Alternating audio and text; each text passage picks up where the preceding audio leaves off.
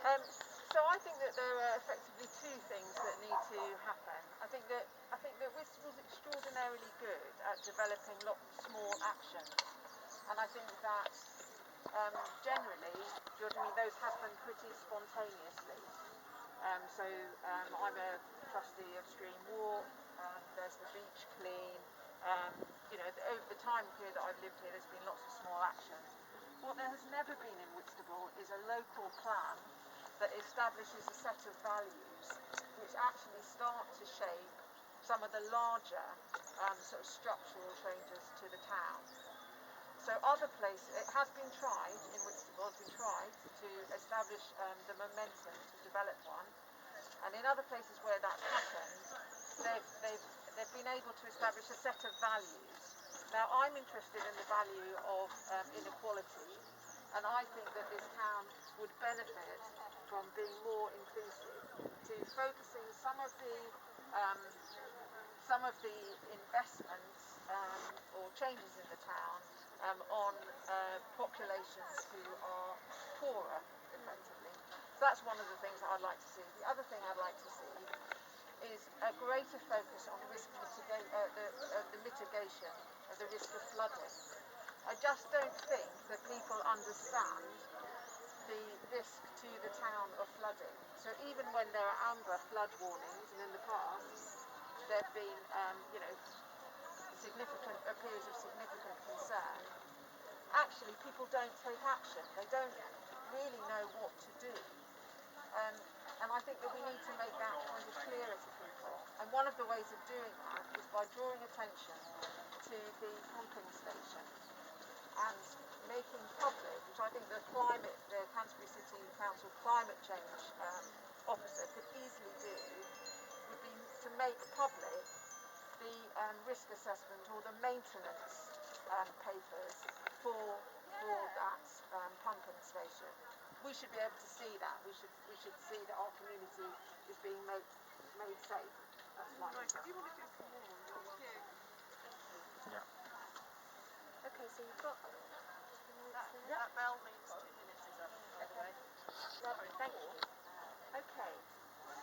Who would like to go next? Yeah? I think I really agree with that. I think it's really important to have a very coordinated action. So I really care about Gravely Marshes, and I think it would be really good for XR to link up with those people.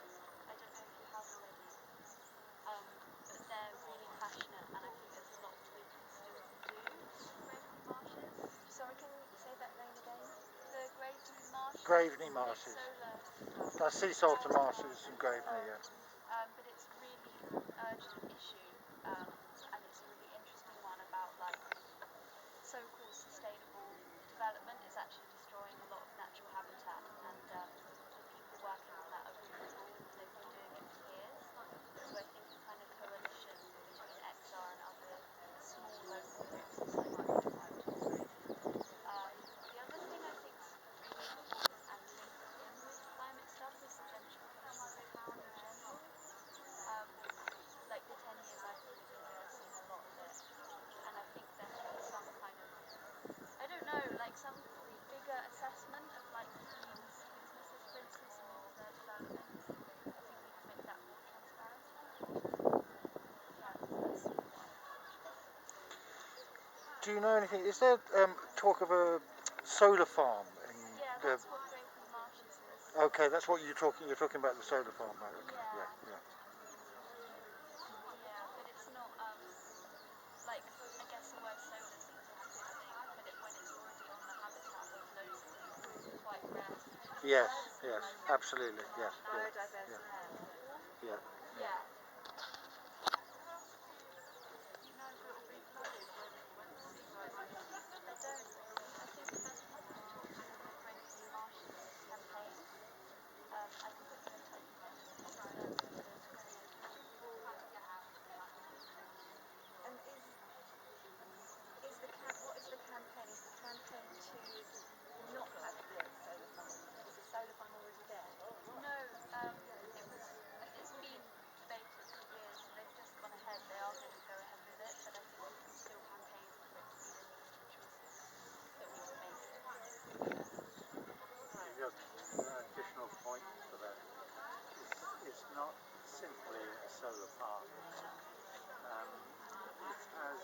and to have some kind of battery storage, which people are very wary about because they're unsure about the safety of it, particularly because the company involved in the development, they're not actually power generators, they just build solar parks. This is the first one they built with a battery. And they're having, I think, quite a bit of trouble with one of their previous clients, power operators who bought a solar park off them, because it's not working very well. So there are all kinds of issues which make it very complicated.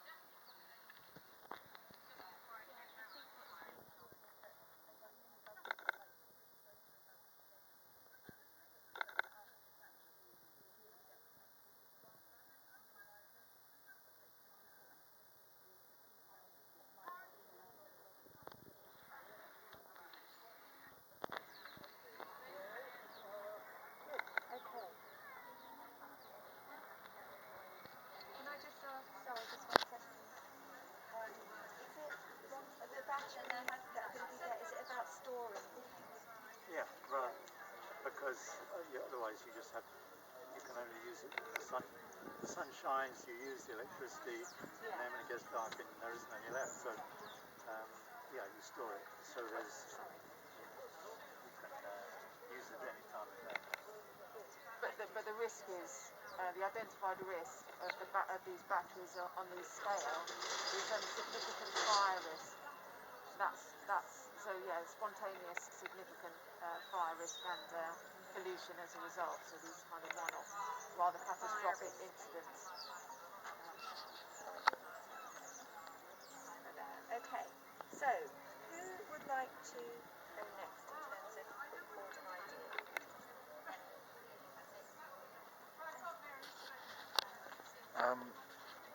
Ronnie, Running. Oh, it's recording. oh, that's fine. Don't be That's okay.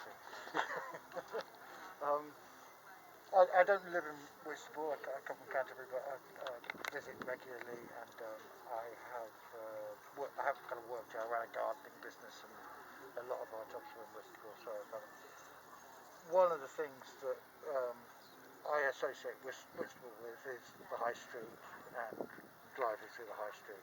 And what? It seems like sorry, you can't hear me. Sorry, I'll speak up. I've got a booming voice if I need it. So one of the things that I'm always aware of in Whitstable is the High Street, and it seems to me like a good town to introduce cargo bikes throughout for everything. There should be no vans and lorries going through. Clothes should be delivered by cargo bikes, food, everything. I have a friend of mine in London who's just started working for one of the big companies in London, and the nice thing about them, and I'm sure it can be done here, is that they're also socially conscious. That they don't have 0-hour contracts. They don't have any of the messing around that involves. They have proper unions, and that can be a model for other companies around. Yeah. Is Cargo Bikes a company then? Yeah, I think cargobikes.co.uk. Yeah. What do they use? What's the vehicle? They're electric bikes, because obviously you couldn't. I mean, they've got huge, great boxes that they carry whatever they're delivering. So it's not just it's anything. Often it's post. Things that vans generally do around London, these cargo bikes are taking over. And I think wouldn't it be wonderful Whitstable if it was just bikes going to Whitstable and no cars at all? Even just like the car park out there somewhere where the lorries stop and unloaded all the gear.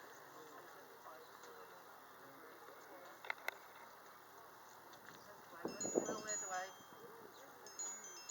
Like a depot up there. Okay, thank you. Would anybody else like to add anything? Yes, sorry. No, go on.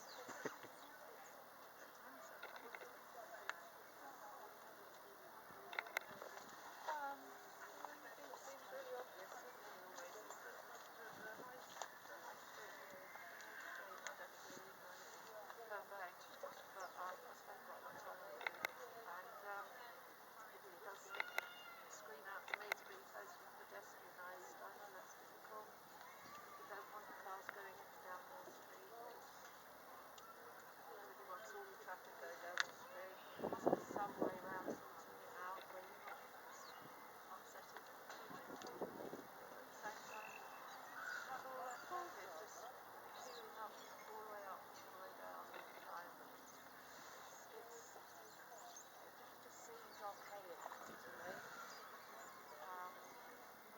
don't know how it will be done. Something that will be done at least 200 days with by December. Are you talking about just the high street area? The roundabout by the station is down to and including the triangle, the bit where the road splits through, possibly up to 12 or something. That's what I think. And I grew up in Northampton, and London, High Street, where all the markets are going through. There's always traffic going through there. They think about making, I'm sure Manchester Street and Lambay once had traffic going through it.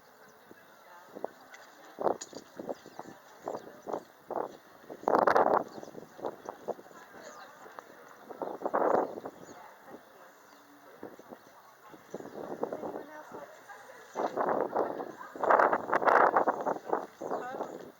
Going back with the cargo bike idea, so is the idea of it basically we want to make Whitstable more,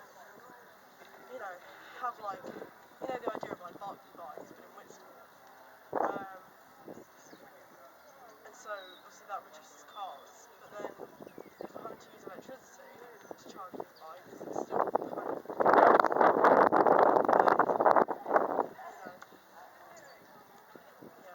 not if it's wind powered or right, okay.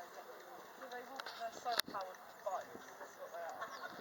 no, Or but is it what like I'm saying charging? is, for example, if I'm on a green tariff and I plug it into my house, then all the electricity that I'm going to be charging my bike with, because I've got an electric bike, Yeah. is coming from a renewable source. Mm-hmm. So it's not in therefore contributing to the emissions. So then we have to make people change their electricity where it comes from. Yeah, Okay. absolutely. Yeah. So that's actually happening anyway, everywhere. Yeah. Yeah. So Well- okay, that makes sense.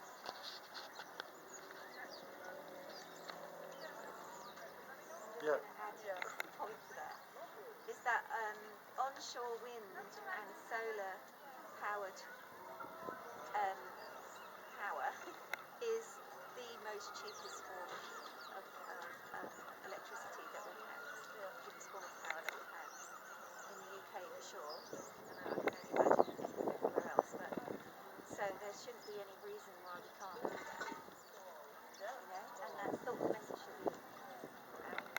Yeah, I was going to say it's actually the same for a long time. I thought that electricity was kind of the bad guy, but I'm realising now that actually electricity is potentially the way to make things, to go forward if we're getting it in the right way. Yeah. So Whitstable's wanting politicians, so we introduce this idea of, bringing these bikes in, and people will just get them. Obviously, are we like it's like a scheme sort of, and then you go, well, we have this scheme, but you also should change your electricity. Would there be more like economics benefits to that, having this new green tariff coming in? And I'm sure it'll probably be cheaper than what they're paying now. If you're saying it's, cheaper electricity, yeah. So it would probably Not the help time to be with, sneezing. Got inside a mask. It would help bringing. I know, I mean kind of season-wise, You get taken I away. just want to clarify, Sneezing in are you public. talking about people generally riding bikes? Or are you only talking about the car? You're talking about a combination of residents riding as well as the cargo bikes? Yeah. Just want to clear. Yeah. And We spoke about putting bike lanes, because for me personally, I get really, really scared riding my bike on the road, and it puts me off. I would definitely use my bike a lot more if I felt like I was not going to be anywhere near the big buses or the cars. And then that would be more investment. But it could, like, as I was saying, like, if it's a community effort, they're saying, look, we've got Good girl, Poppy.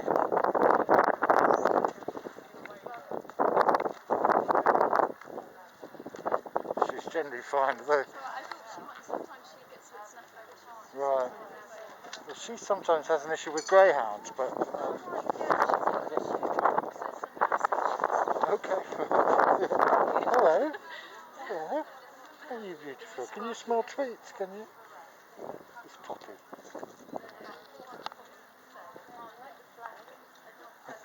So it's part of the Extinction Rebellion thing we're doing now. Yeah.